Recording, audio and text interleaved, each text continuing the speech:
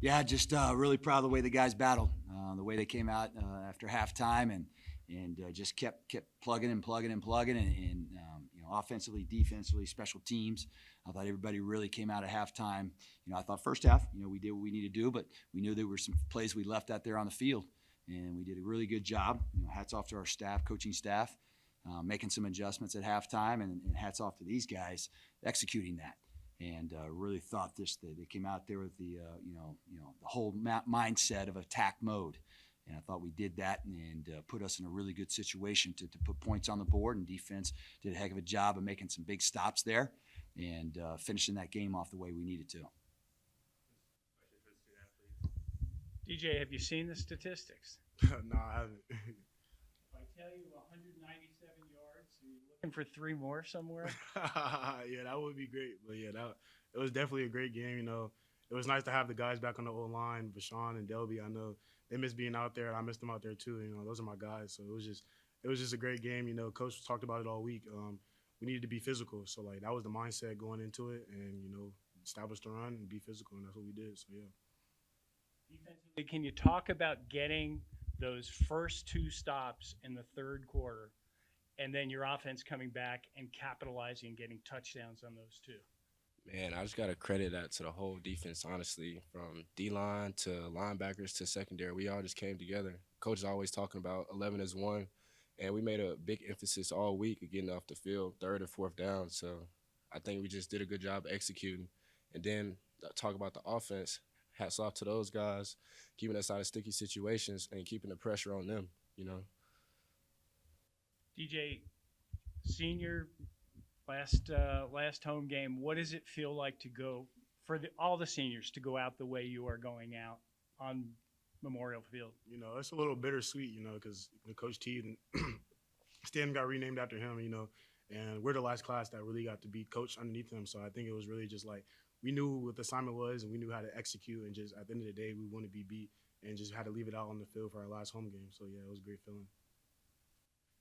As a defensive back, how does it feel to have a quarterback come out there and throw 45 passes? You have to a lot of opportunities, but he was doing a pretty good job. He was hitting you for a lot of passes. Just talk about his play and what you guys had to do and how you stopped him.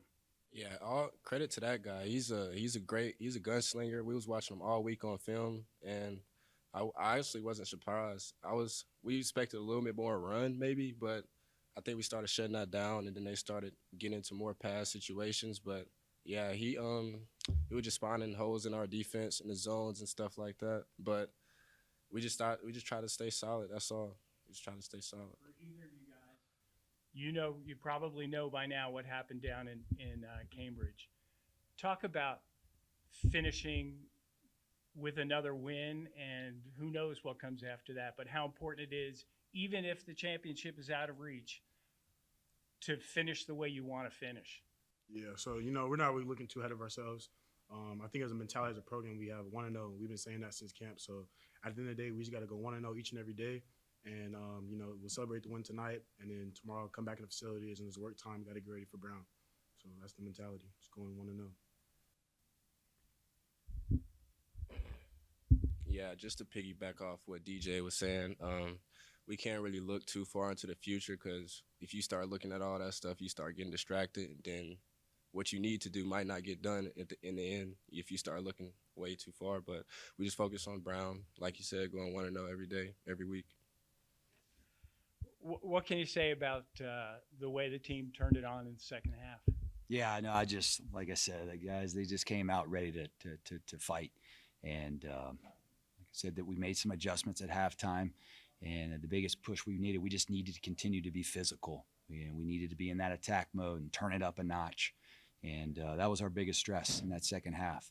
We made a lot of good plays, but we left some plays out there. But we really need to turn it up and really keep coming after them. And, we wanted to make sure that defense went out there in that first series and get 3 and out, and that's exactly what they did. And then our offense responded by going down there and putting points on the board. And the way we did it, chewed up a lot of time, chewed up a lot of yards, and established that, continue to establish that run and just ride that, with that momentum, continue it through that second half. You say about Cornell as a team that started 0-4, and you knew you were going to be in for a fight today. Oh yeah. Dan and his staff have done a phenomenal job, and they've really have done a good job of flipping that thing around. And watching them all week, you saw why they won 4 games in a row. They're a good football team. They do a lot of good things schematic wise, offensively, and they give you a lot of problems schematic wise, defensively. And but we had to prepare ourselves, and I think our guys did a great job. Our staff did a great job of preparing this week. And I told the guys, we're not going to play on our heels. You're prepared, you're ready. Play on your toes, and let's ready to go out there and let's be in attack mode.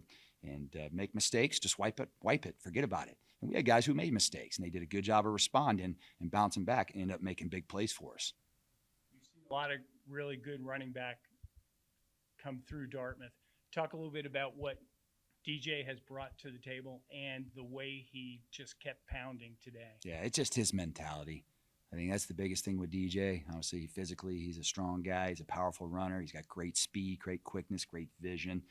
But he's a guy that wants to play at his best all the time. And it's not about just him. He wants to get those yards, get those first downs, for the team. And I can't say enough about him.